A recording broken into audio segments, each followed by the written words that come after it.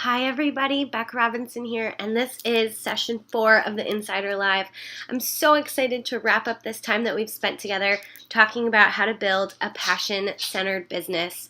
And I'm a little sad that it's coming to an end because I've had a really great time sharing with you guys and getting to talk with you guys after the videos and answer your questions. But all good things come to an end, and today I'm going to be wrapping up and talking to you guys a little bit about keeping it real with some of the struggles and some of the pitfalls and worries that people have about coaching. So today I'm going to be talking to you guys a little bit about that and sharing how I dealt with it and how I moved past it. Also, how I've built a business as a fairly sensitive introvert. I know that that's something that a lot of people are worried about. So let's dive in. So when I first got started as a coach, I had all of the normal worries that I think most people have, which is, what if this doesn't work for me? What if I'm not good at it? What if nobody cares about what I'm doing? What if people see me as annoying? All of those kind of things. And I think that they're totally natural because anytime you do something new, there's a level of worry and there's a level of being scared, but not because that thing is necessarily negative, but just because it's new to you and you don't know how you're going to do at it and you don't know how the world that you live in and around you is going to respond. So if you're feeling those thoughts or having those thoughts, then let me just tell you that that's 100% normal, and it's not even strictly related to just coaching. Anytime you start something new, if you start a new business, if you start a new hobby, if you change career paths, it's always a little nerve-wracking, and all of us experience it. So those are completely normal, those feelings, and really the best way to get over them is to just do it. To just do it and jump in feet first and experience it and see that it's not as scary as you may be thinking that it's going to be. One of the big fears I hear a lot from people is, I don't want to be annoying on social media and I don't want my friends and family to hate me for what I'm doing. So let me talk to that one for a minute, because I think that that is a huge worry that people have that holds them back. First things first, the cool thing about what we do as coaches is that we are sharing our own journey. We are sharing our own experience. As a coach, you must be using these products and working on yourself and working on becoming the best version of yourself that you can be. Not only because it's good for you, but also to have integrity in what you're doing. That's a super important part of what I teach my team. I want all of the coaches on my team to have a high level of integrity, which means that you don't go out there and talk about stuff that you don't use as if you do use it. So I encourage all my coaches to be committed to one of Beachbody's fitness programs for themselves and to be committed to the product lines like Shakeology or the Boost or the Performance line to enhance their own journey, to help them in their own goals. And then that way, when you do share about what you're doing and you're sharing on social media and you're sharing online, you're sharing from a personal place of experience, and that is not annoying. Think about our culture. We are such a culture of recommendation. When you are trying to find a new restaurant, or when you move to a new city and you need a new hair salon or a new store to go to get cool clothes, what's the first thing you do? You ask your friends. You go on Facebook and say, hey, does anybody know of a good coffee shop in Denver? Because we're going to be there. Or, hey, I just moved to town. Who's the best hairstylist around here? And you ask your friends for recommendations.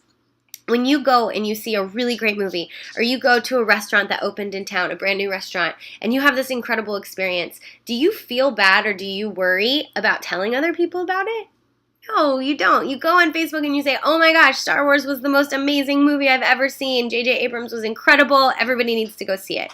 Do you sit there and do you stress out and go, oh my goodness, what if my friends think I'm being too salesy? Oh my gosh, I don't want to come across as being annoying or pushy. I don't want them to think I'm pushing these things on them. No, you don't. You just recommend it because you had a great experience and you want other people to enjoy the same great experience. It is the exact same thing in coaching. I feel 100% at ease telling other people to try this because I have had such a good experience with it and I know that it can help other people. And I want them, if they're struggling, to have the same amazing experience that I did. Same with coaching, not just with the programs. I have had such an incredible experience in this career path, and I want other people to have the same incredible experience, to experience this freedom, to experience the joy and how fulfilling it can be to work at a job where you are feeling like you're making a difference, but you're also being able to create financial freedom for your family. It's a really cool thing. So that's the biggest fear that I hear, and that is just my way of squashing it because it's all just in our heads. And the way to get around it is to make sure that you have integrity in what you're talking about. And that's easy because all you have to do is do your workout and eat clean and use these tools to help you do that, and then you can share from your own experience. And that's never annoying and that's not salesy. That's just you sharing, and we do it all the time. The second thing that I hear from people is, well, I just don't have a very big, the second belief, limiting self-belief I hear from people is I don't have a very big network. I'm not connected to a lot of people and nobody's going to care what I'm doing. Well, that's okay if you don't have a big network because that's in your control. You can easily change that. One of the things that I did when I started coaching was I would spend a little bit of time each day trying to reconnect with people that I maybe have lost touch with. So old friends from college, old coworkers, people from clubs I was in when I was in school, old classmates from high school, middle school. Facebook is incredible for searching out these old things you used to. You can search by your school, you can search by your workplace. You can easily reconnect friends of friends that I maybe have met at parties or at different events that I wasn't connected to on Facebook. It's really easy to grow your network. And it's something that if it's a worry of yours, that's okay, but it's 100% in your control to change, and it's not difficult at all. So that belief, that limiting self-belief, that excuse, as I like to call it, is really one that is so easy to get past. So I wouldn't let that be something that takes up much space in your brain. The second one is, what if nobody cares about what I'm doing? And that is a legitimate fear. I think that a lot of us worry that no one's going to care, no one's going to want to join us. What do we have to give to the world? And that is something that it just takes you deciding to believe in yourself and personal development, which is huge on my team. I want all of my coaches doing personal development every day to strengthen and bolster up the weak areas of their skills and their mindset, and personal development helps a lot with that. But also just doing it. And I know that it sounds like a broken record, but really the easiest way to get past these negative thoughts and these limiting self-beliefs is to just do it and see what happens. So a lot of the time people think no one's going to care what I'm doing, and you stop yourself before you even try because you're afraid that no one's going to care what you're doing. But if you would just get out there and try, you would see that there are some people that care what you're doing, and people get excited by your success and they want to support you in it. And when they see you having real success, real transformation, it's going to pique their curiosity and they're going to ask you about it and they're going to want to know more. And some of them are going to want to do it too. So all of those beliefs, they can get in your way, and they got in my way. They were things that I worried about in the beginning, but they're things that you can easily get past. And having a team to support you, having a mentor that you can ask for guidance and say, I'm really struggling with this. Do you have a good personal development book or podcast recommendation that I can listen to? That is something you'll have at your disposal. And I'm so happy to help you guys with that. Our team is always up for offering tips and guidance and suggestion in our team page for when people are struggling. It's a really cool vibe of uplifting and support. So there are these other limiting self-beliefs that a lot of us have that I think get in our way, which is I'm not qualified, or I quit everything I start, or no one's going to take me seriously. And these are all beliefs that we put in our own head. Nobody is telling us these things. We just think them. And really the biggest thing about getting over limiting self-beliefs is that you have to change the script in your own head. You've been living this way for so long. If you're here, it's because something piqued your curiosity and some little part of you wants to see if you can do this, wants to see if you can change. And I don't want you guys to let those limiting self-beliefs stop you. They are hard to get past because they're so ingrained in our psyche. We've talked to ourselves badly for years. We talk to ourselves so much worse than we would ever talk to people that we loved. And that can tear ourselves down over time. So you just have to flip the script. You have to say, no, I have something of value to offer. I have something that I can connect with people over. I can have a positive influence on someone's life. And even if you don't believe it yet, you have to start telling yourself it over and over and over again so that you reprogram those thoughts in your brain to being ones of positivity and ones of lifting yourself up. Start talking to yourself the way that you would talk to someone that you really cared about and see if it makes a difference. So this video may not be as long as some of the other ones because I don't love to harp on negative things.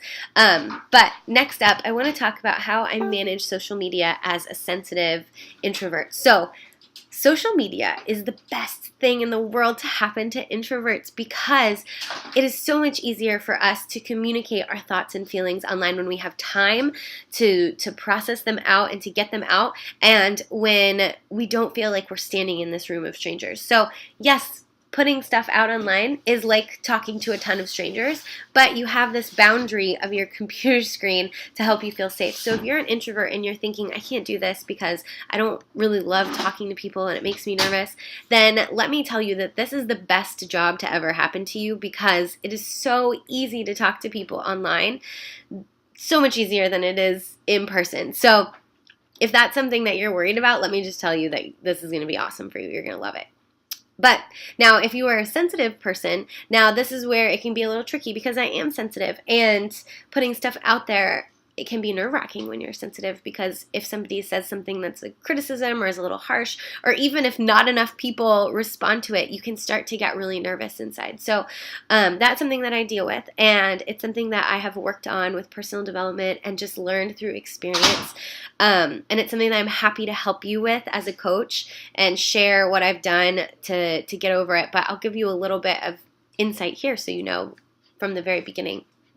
So I just had to start looking at things very objectively. And when I put something out on Facebook, I have to remind myself that not everybody sees it because Facebook's algorithms are crazy. So just because not 1,000 people like it in the first 10 minutes doesn't mean that it's horrible. Doesn't mean that people hate it. Doesn't mean that people hate me.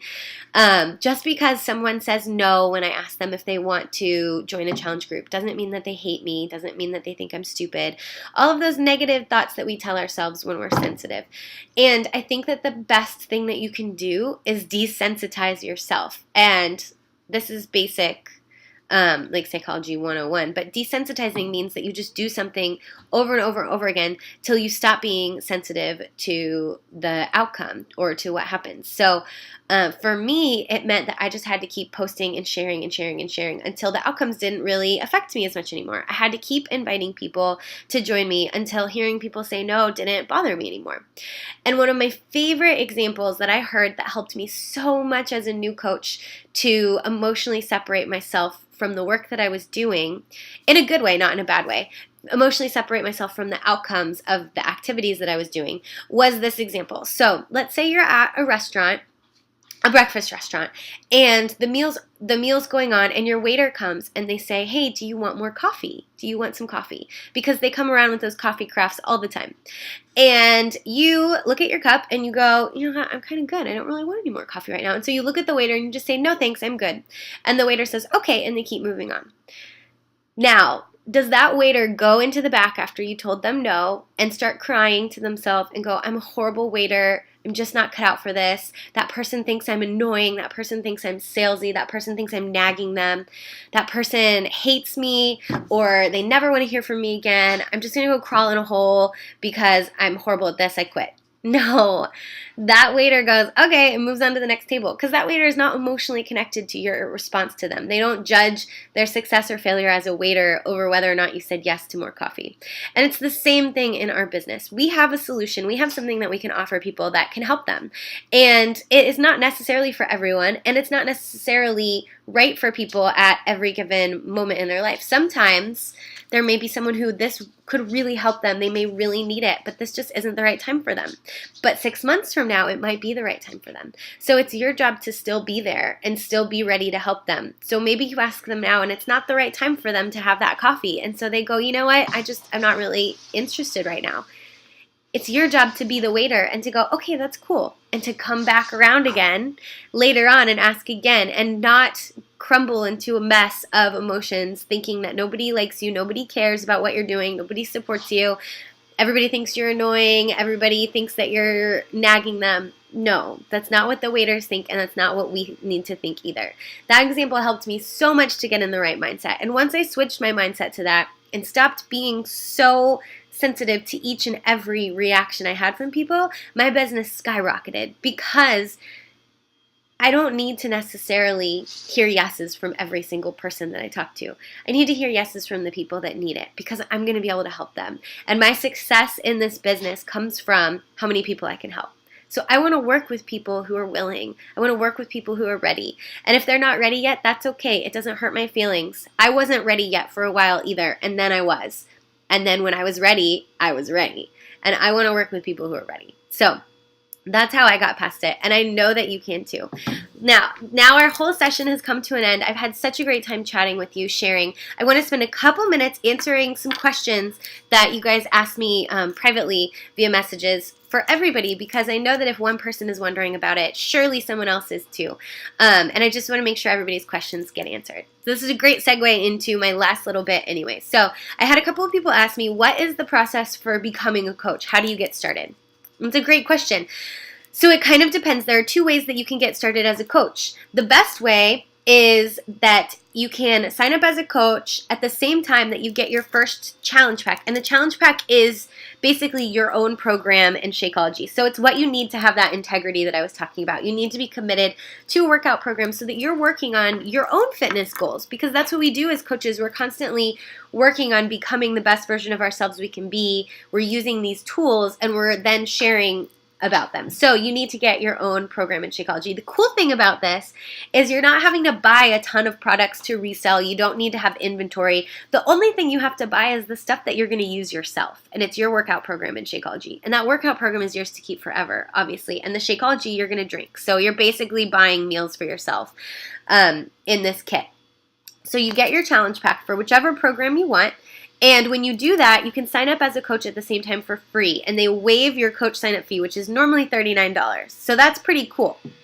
After that, there is no minimum to maintain your account, to keep your account open as a coach. There is just a $15 a month business service fee. And that fee covers all of the stuff Beachbody does for us as business owners. So Beachbody handles all the products. We don't have to handle any product. We don't keep inventory. You don't have to buy thousands of dollars worth of stuff to resell. It's all done through Beachbody. So that handles all of that. Beachbody does all of they maintain all the websites. They do all of the shipping, the invoicing, the returns, the customer service.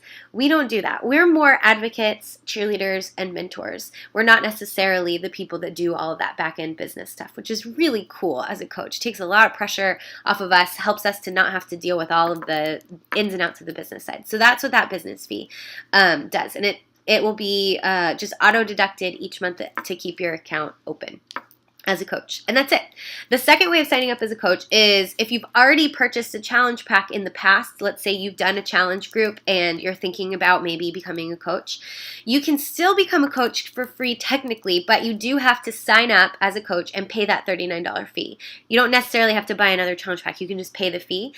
And then what you need to do is you need to contact your sponsoring coach. So if you sign up with me, that would be me, and I'll help you submit for reimbursement. So all you have to do, it's so easy, is you just basically have to send proof of your previous challenge pack purchase. So there's a little form you can fill out online, and you basically it's basically just telling Beachbody, hey, I signed up as a coach, but I've already ordered a challenge pack in the past, and they are going to refund you the $39 sign-up fee as soon as they process that. So you have to front the $39, but you get it back, so it still ends up being free to sign up as a coach if you've already bought a challenge pack in the past. There's another way you can sign up to be a coach, but it's not really as good of a way, but I'll tell you about it anyway. You can just pay the $39 fee and sign up to be a coach and not buy a challenge pack and not buy anything. It's my least advisable way because you really do need to have some sort of experience with these tools and products to be effective as a coach. So, just signing up with the $39 fee is hard because then it's hard for you to be able to share about the products with other people. It's hard for you to be able to explain what the challenge pack is since you haven't gone through the experience of getting one yourself. So that is an option. It it a little more difficult for you to get started. So it's my least advisable option. I think the first two are better for you to start seriously as a coach. So that's the way to get signed up as a coach. The next thing that happens after you get signed up as a coach is you'll get plugged into whatever challenge group is coming up next. That's what we coaches run each month. And I want you to get plugged into it so that you can be working on your own fitness goals with the program that you bought. And also so you can experience what a challenge group is, because you're going to be running them down the road one day. And they're basically online private accountability groups like I talked about in session 1. And you're going to get to participate in one and experience it. You can start sharing as a coach immediately and looking for people to join you. In fact, I'll get you plugged in with new coach training right away so you can learn how to do that, so that you can learn how to find people to join you. You can start making commissions pretty much instantly as soon as your account is open. And your first goal as a coach is going to be to find your first 3 challengers. So 3 people that want to try this, as not necessarily that want to be coaches, although if they want to, that's cool too, but that want to try a fitness program, want to go through a challenge group and have that accountability. They want to commit to a program and, hit some health goals. And what you're going to do is you're going to bring them into my challenge group, and you're going to work as an apprentice coach. So this takes a little bit of the pressure off of you that first time around, so that you get to experience what it's like to go through the process of helping someone get hooked up with a challenge pack, talking to them about the challenge group, getting them plugged in. But then you don't have all the pressure of leading it completely by yourself.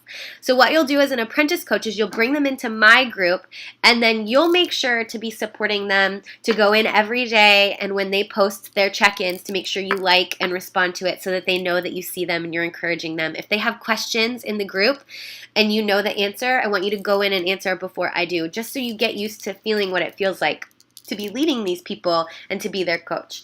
After that, you'll feel so confident in challenge groups that you'll be able to run your own in the future. All of the scripts for challenge groups, all of the things that I post daily in them are written down in documents and shared with you. So you don't have to create the content for these groups. They've already been created. All you have to do is facilitate them. So easy.